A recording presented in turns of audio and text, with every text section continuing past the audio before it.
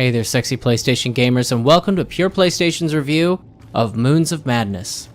Space, insanity, and the fear of the unknown are fertile ground for any imaginative story.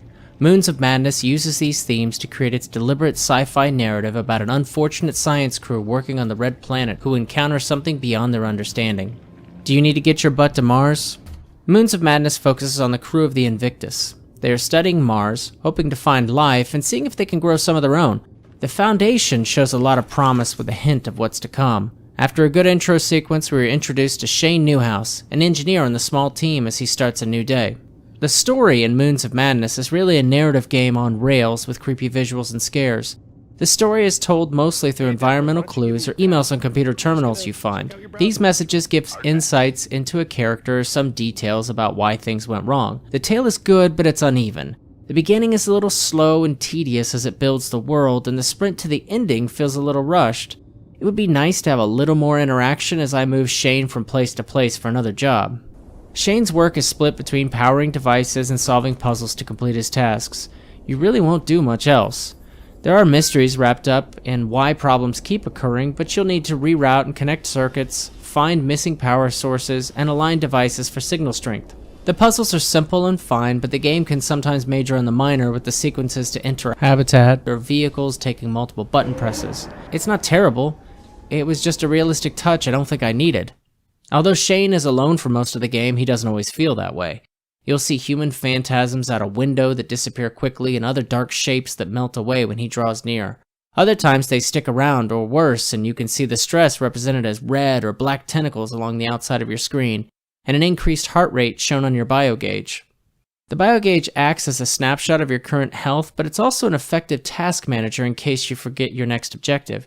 There's also a minor inventory screen for items you pick up, but inventory management is not a mechanic. The biogauge also allows you to scan the environment to find interactive items in the world while also telling you where to go next. I found the directional indicator to be a little inaccurate at times and missing at others. Movement feels very slow.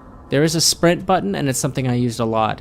It's not an action game, so quick movement isn't necessary to avoid death. If you do happen to die, you're only a checkpoint load away from fixing your mistake.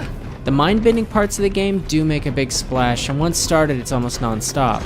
There are very bad things happening here with supernatural Lovecraftian elements. They're mostly jump scares or being chased by something with nasty tentacles, but there's not a lot of otherworldly variety in the flora and fauna. When you do come face to face with something scary, those rare parts are good and crank up the tension, even though I think they release too much of the mystery too quickly. That mystery can be completely unraveled in about 4 hours, give or take, if you're looking everywhere and trying to read everything. The sound and visuals are solid and continue to reflect on the deteriorating state of the bass as well as Shane's mental state. The sound keeps you on edge and the music was enjoyable. Some space games tend to be too sparse with music, but Moons of Madness struck a good balance. Even with limited interaction with other crew members, the voiceover work is good. The presentation is not overly complicated, but it fit the game very well. Moons of Madness is a short, guided walk into other dimensions, tentacles, childhood trauma, and hallucinations.